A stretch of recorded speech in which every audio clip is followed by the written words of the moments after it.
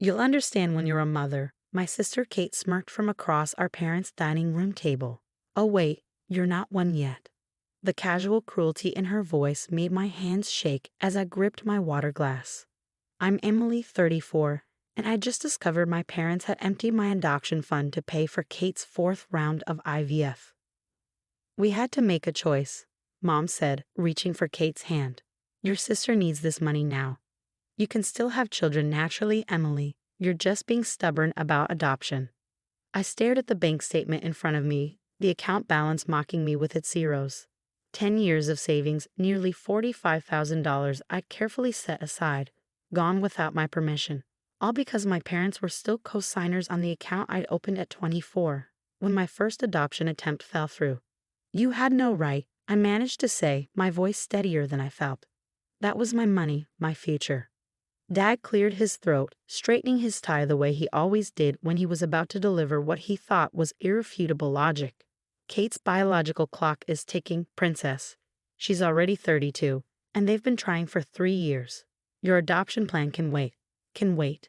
Like I hadn't been waiting my whole life to be a mother. Like I hadn't spent years coming to terms with the fact that pregnancy wasn't an option for me after the accident at 16 that left me unable to carry a child. Like my dream of motherhood somehow mattered less because it didn't involve passing on the family DNA. Besides, Kate added, absently rubbing her flat stomach, this time it's going to work. Dr. Marshall says my chances are excellent. You'll be an aunt soon. Just like the last 3 times we're going to work. I thought but didn't say. Instead, I stood up, gathering my things with shaking hands. I have to go. Emily, don't be dramatic. Mom sighed. We're family. Family helps each other. Family helps each other, I repeated slowly. Is that what you call stealing my adoption fund? Helping. We didn't steal anything, Dad protested. We're co-signers on that account. It was a joint decision. Joint between whom? I asked. Because no one consulted me. Kate rolled her eyes. You're being selfish. This is about bringing a new life into the world. A real part of our family. The implication that my future adopted child wouldn't be real family hit like a physical blow. I turned and walked out, ignoring their calls after me. Driving home to my empty apartment, I let the tears finally fall.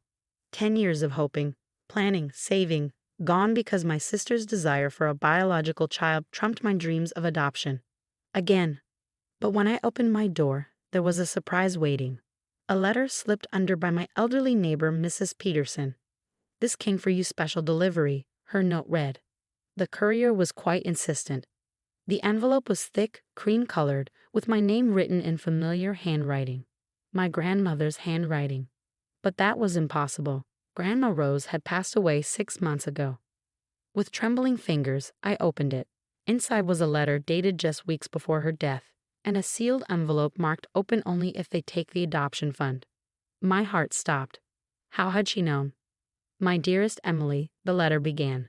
If you're reading this, then your parents have done exactly what I feared they would. They've taken your adoption fund for Kate's treatments. I sank onto my couch, stunned. The letter continued. I've watched for years as they dismissed your dreams, prioritized Kate's desires, and treated your wish to adopt as somehow less valuable. It broke my heart to see you silently accepting their judgment, saving every penny while they poured resources into Kate's fertility treatments. Tears blurred my vision as I read on. But I want you to know something, my darling girl. I saw you. I saw your strength, your determination, your capacity for love. When you told me at 16 that you couldn't carry a child, and instead of despairing, you immediately started researching adoption, that's when I knew you would be an extraordinary mother. My hands shook as I reached for the sealed envelope. In this envelope, you'll find documents for a trust I set up in your name. I knew your parents might try to take your adoption fund. They've always favored Kate's traditional path over your chosen one. So I made arrangements. The trust can only be used for adoption expenses, and only you can access it. I opened the sealed envelope and several official-looking documents fell out. But it was the bank statement that made me gasp. $250,000. Consider it 10 years of birthday and Christmas gifts I would have given your child. The letter concluded. Don't let them dim your light, Emily. Don't let them make you believe your path to motherhood is any less valuable than Kate's. But be the mother I know you're meant to be. All my love, Grandma Rose. I sat there in my quiet apartment, holding the proof that at least one person in my family had truly seen me, had valued my dreams enough to protect them. Tomorrow, I would have to decide how to handle my parents' betrayal, how to move forward with the knowledge of what they'd done. But tonight, I held my grandmother's letter close and let myself feel something I hadn't felt in years. Hope. The next morning, my phone was flooded with messages. Mom had sent a dozen texts ranging from guilt trips to outright demands that I stop being difficult about the money. Kate had left voicemails, each more condescending than the last, about how I was ruining her chances at happiness. Even Dad, who usually stayed out of family drama, had emailed about my disappointing behavior. I ignored them all and called my adoption agency instead. Emily, Sandra, my adoption coordinator, greeted me warmly. I was just about to call you. We have a situation that might interest you. My heart skipped. What kind of situation? A young mother, 19, 7 months pregnant. She saw your profile last week and specifically asked about you. Would you be interested in meeting her? I thought about the trust fund documents sitting on my kitchen counter, about Grandma Rose's faith in me. Yes, I said firmly. I would love to meet her.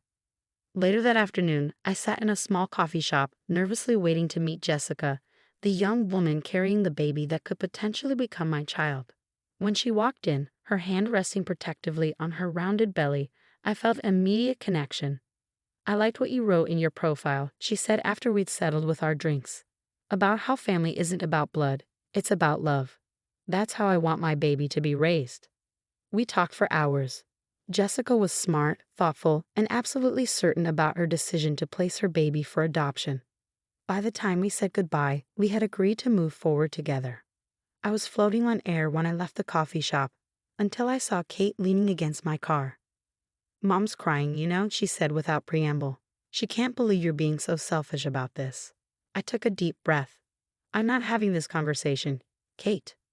The money's already spent anyway. She continued as if I hadn't spoken. My next treatment is scheduled for next week. You might as well stop sulking and be supportive. Like you've been supportive of my adoption plans? I asked quietly. She waved dismissively. That's different. This is about having a real baby, continuing our family line.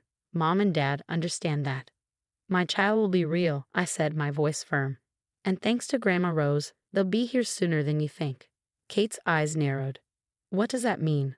I smiled, thinking of Jessica and the baby growing in her belly. It means I have options you don't know about. Is this about Grandma's letter? She demanded. Mom said Mrs. Peterson mentioned something about a special delivery. What did she leave you? That's between me and Grandma Rose. Kate's face flushed. Everything was supposed to be split equally in her will. If she left you something extra, that's not fair. I thought about all the years of unequal treatment, of my parents pouring resources into Kate's fertility treatments while dismissing my adoption plans. Fair, I laughed. You want to talk about fair? Mom and Dad need to know about this, she threatened, pulling out her phone. Go ahead, I said calmly. Tell them.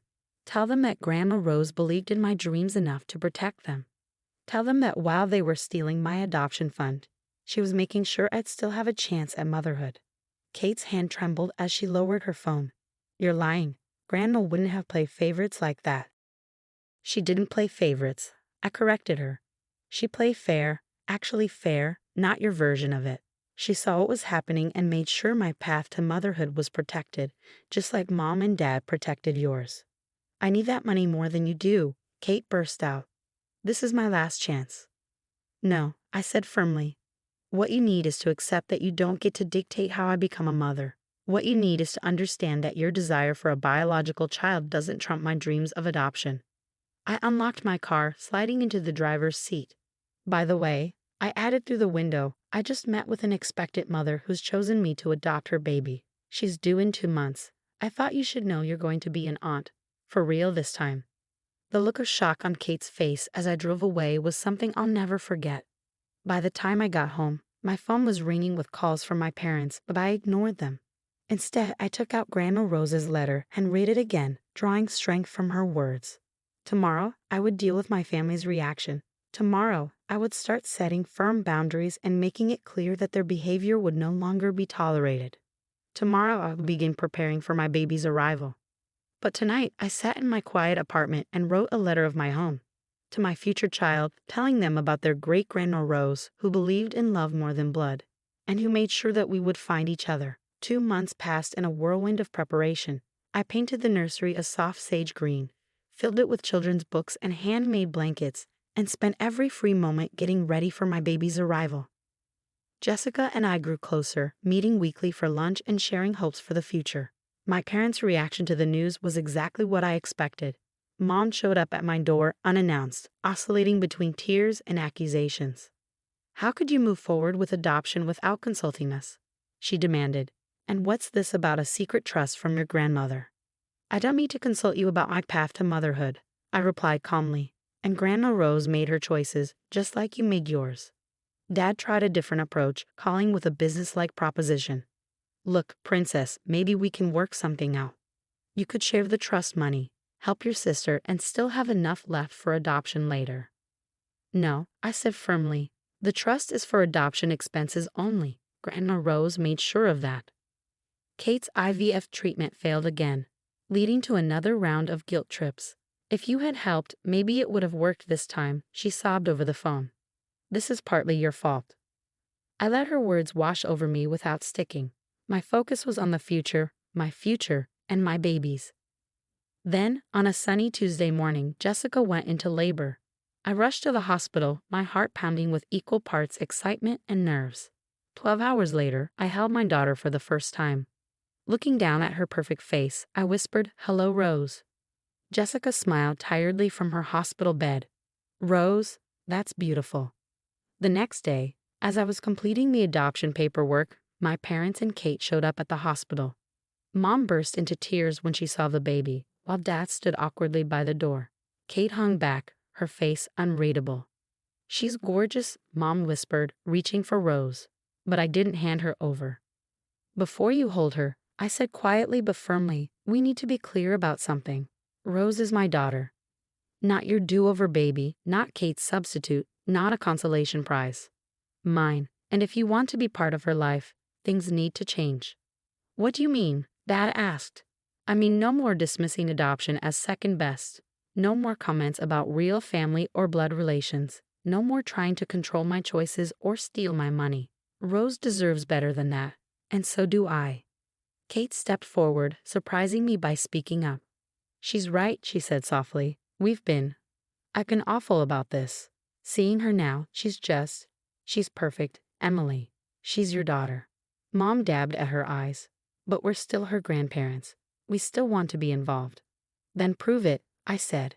"Show me you can respect my choices, support my path, and love Rose for exactly who she is. My daughter, chosen through love rather than born through blood." Looking down at Rose's sleeping face, Mom nodded slowly.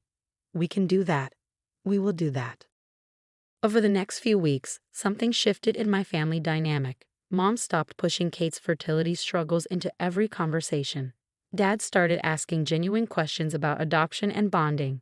And Kate surprised me the most. She came over one afternoon, bringing a handmade blanket for Rose. "I've been seeing a therapist," she admitted, "working through some things. I realized I've been so focused on having a baby that I forgot about being a sister or an aunt." Rose grabbed her finger, and Kate's eyes filled with tears. "She's amazing, Emily. You're amazing. I'm sorry I couldn't see that before." 6 months later, we gathered at my house for Rose's naming ceremony. As I looked around at my family, Mom and Dad beaming proudly, Kate taking photos, Jessica and her family joining us as extended relations, I felt Grandma Rose's presence